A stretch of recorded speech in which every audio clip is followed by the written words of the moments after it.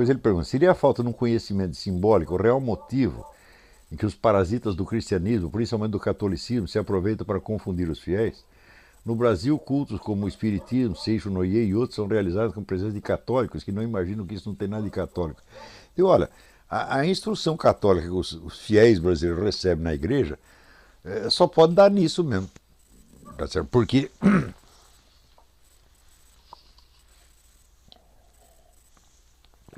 é um catolicismo reduzido a duas coisas. Primeiro é a espiritualidade medicinal. O sujeito vai na igreja porque ele está com hemorroida, está com bicho de pé, qualquer coisa desse tipo. E em segundo lugar, a moralidade, moralidade sexual. Bem que entre os católicos isso é menos acentuado do que entre os protestantes. As pessoas se esquecem do seguinte elemento. Quando você se abstém dos pecados mais vistosos, mais óbvios, sobretudo de ordem sexual, você está fazendo isso por temor e amor a Deus ou por temor da opinião dos outros, ou por temor da rejeição social, da opinião pública, etc, etc. É claro que 99,999% dos casos é esta última hipótese. Quer dizer, você não está vendo Deus, tá certo? Mas você está vendo os vizinhos, está vendo a sua mãe, está vendo a sua sogra, etc, etc, e você teme perder emprego, teme ser rejeitado, etc, etc. Na hora que você faz isso, você está colocando este grupo social no lugar de Deus. E, portanto, você está cultuando um negócio que a Bíblia chama de o mundo. E o mundo, segundo a Bíblia, é um dos três inimigos da alma, o mundo, o diabo e a carne. Então você trocou alguns pecados por um pecado permanente de idolatria, que é o culto do mundo. Como é que você faz para distinguir? Eu digo, olha, uma maneira de você distinguir é a seguinte: Deus perdoa, o mundo não perdoa.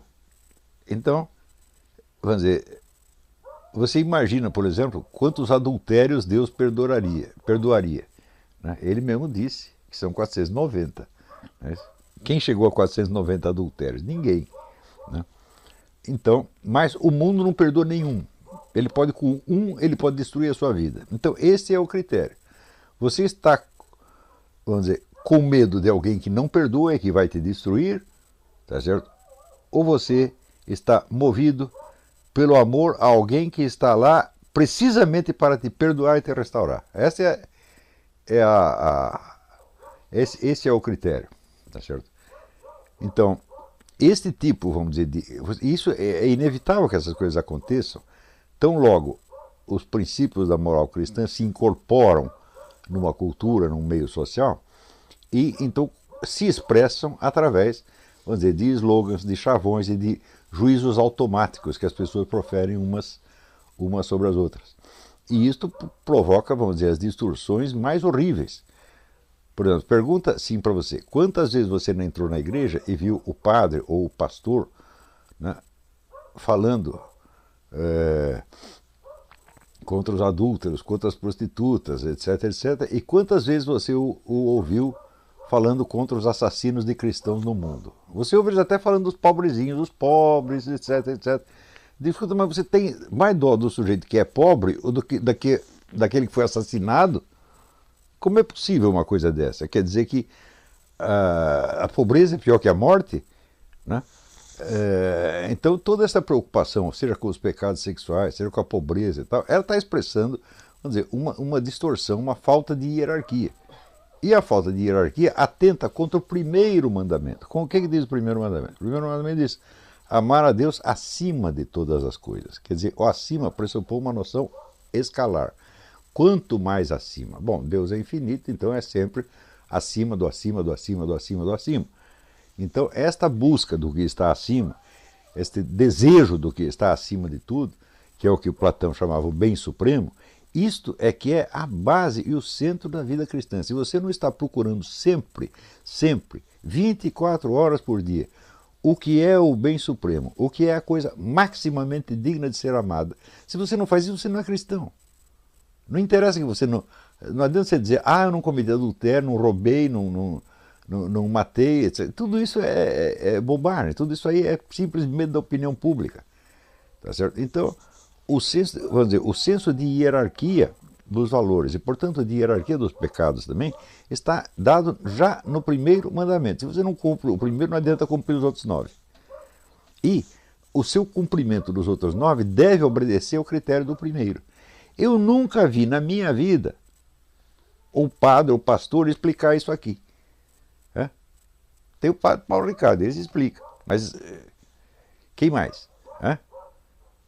Então, quer dizer que o critério moral que é ensinado às pessoas nas igrejas já é para pervertê-las desde o início. Então, quando você fala temor a Deus, o temor a Deus não é como o temor que você tem da polícia, do vizinho, do seu patrão, do seu grupo de referência. É uma coisa completamente diferente. É assim, ele é um medo de decepcionar e de perder o supremo bem. Quando você fala o castigo divino, você pensa o inferno. O que é o inferno? É um lugar onde está um diabo espetando sua bunda com um garfo? Não é isto. O inferno é a perda da visão do supremo bem. Mas se você já perdeu isso em vida, você não está preocupado com o supremo bem, você só está preocupado com a opinião do vizinho, você já está no inferno, pô. Agora, se tem padres e pastores contribuindo para incutir nas pessoas esta moral pervertida no fim das contas, o sujeito está lá para assustar a criancinha, então não é de espantar que se as pessoas confundem até Deus com a opinião do vizinho, como é que não vai confundir o cristianismo com o Seixo Noye, ou com o Macumba, ou com qualquer outra coisa? Ele já está vivendo na confusão. Então, vamos dizer, restaurar o verdadeiro espírito, tá certo, da religião cristã é o começo da restauração de uma sociedade. Tá certo? Então, e você não vai, certamente você não vai procurar Deus enquanto você continuar com o culto do mundo. Não que a gente deva desprezar a opinião das pessoas, mas a gente nunca pode temê-la, como se dela dependesse o nosso destino, como se essas pessoas fossem nos mandar para o inferno, tá certo? E como, você está pensando a coisa, como se o inferno fosse uma coisa substantiva e física. Claro que existe uma expressão física do inferno, sem dúvida, mas o principal no inferno é isso, é a perda do supremo bem, você não tem mais a suprema beleza. Quer dizer, você vê, quando a pessoa diz que ela é cristã, ela está orientando a sua vida por algum valor, algum princípio, alguma meta. Mas o que é esse valor, esse princípio, uma meta? Pode ser, por exemplo, vamos dizer, o medo das penas infernais. Tá certo? Você imagina um inferno, um sofrimento atroz, etc, etc. Essa é uma primeira escala. Um segundo pode ser a identificação com valores da chamada doutrina social da igreja. Os pobrezinhos que você vai atender, caridade, etc, etc, etc. E tem várias motivações, que todas elas são cristãs, mas elas só adquirem algum sentido no topo, na chave de abóbada, que é do bem supremo. Então, por exemplo, você está praticando o cristianismo, achando que você pode imaginar as penas do inferno, você pode imaginar uma visão paradisíaca, pode imaginar um paraíso, tá certo? Mas você pode imaginar o que está acima disso, que se chama o bem supremo. O bem supremo é aquilo que enxugará todas as lágrimas e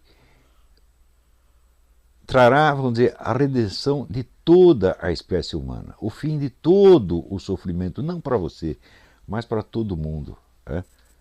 Se você está pensando nisto, tá certo? E está buscando isto, então você está amando a Deus. E você, naturalmente, vai fazer a coisa certa. E se você errar, você não vai ficar muito preocupado com isso. Porque se você começa a ficar muito preocupado porque você errou, então você já entrou no remorso, que é uma emoção demoníaca. Tá certo? Então, a preocupação excessiva, vamos dizer, com a sua boa conduta, é uma concessão ao mundo, meu Deus do céu. Porque você está agindo diante dos olhos do mundo e não diante dos olhos de Deus. Porque Deus já está lá para te perdoar e te levantar meses. Entendeu? Então, se você nunca teve, vamos dizer, esta busca do bem supremo, então eu digo, por que você não vai de pecar, meu Deus do céu? Que diferença vai fazer? Se você está só preocupado com a opinião do mundo, tanto faz, meu filho. Você ser adúltero, ser homossexual, ser jogador, ser drogado, não vai fazer diferença nenhuma, né? A diferença é esta: existe quem está buscando o bem supremo e existe quem não está. Quem está buscando só bens imediatos, entre os quais a sua maldita boa conduta. Então, quer dizer que toda a educação cristã, sobretudo no Brasil, em outros países não é tanto assim. Eu posso garantir, por exemplo, na França eu vi coisa diferente nas igrejas, aqui eu também vejo, tá certo? Mas no Brasil, o clero inteiro, católico e protestante, parece que está interessado, sobretudo, em corromper as pessoas, tá certo? Então não é de estranhar que aconteça isso, quer dizer, não é só o problema da falta da simbólica.